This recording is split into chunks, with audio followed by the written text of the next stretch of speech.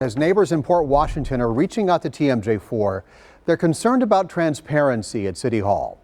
This is centered around a large chip manufacturer interested in land and a non-disclosure agreement with city leaders.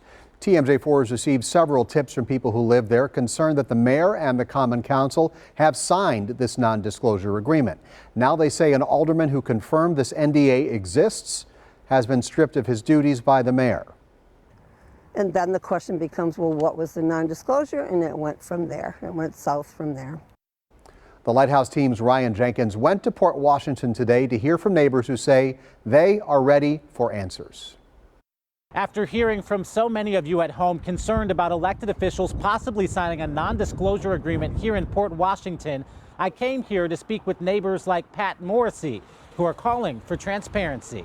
If we weren't pushing this, we would hear nothing, and that's not fair to all these constituents who live in this Ward 7. Pat Morrissey is sharing her concerns after she says her alderman, John Sigwart, was stripped of his committee assignments by Port Washington Mayor Ted Knightsky. In stripping an alderman of committee assignments, it means that we have no representation. I spoke with Alderman Sigwart. He tells me this happened after he simply acknowledged that elected officials had signed a non-disclosure agreement related to plans to possibly bring a microchip manufacturing facility to the area. All of this became real secretive information that it appeared the mayor and the Common Council knew about that we as citizens could not know about, and that made no sense because that was going to impact us a lot. The plans for the rumored facility have been secretive from the start.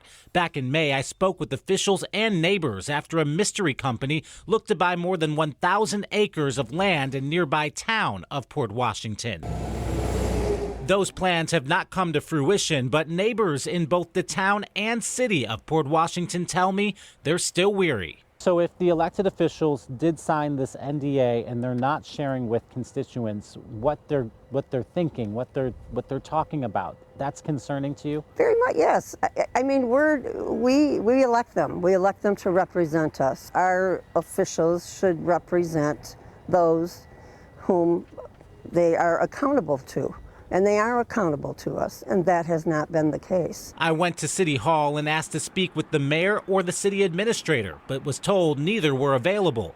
I also called the mayor and left a voicemail asking for clarity. Do you feel like there's a lack of transparency going on between what's going on with the mayor and your alderman? Very much so, very much so. Pat is asking the mayor to speak up and let Port Washington neighbors know what's going on. Why was he stripped of his committee assignments? And why were we as constituents not told?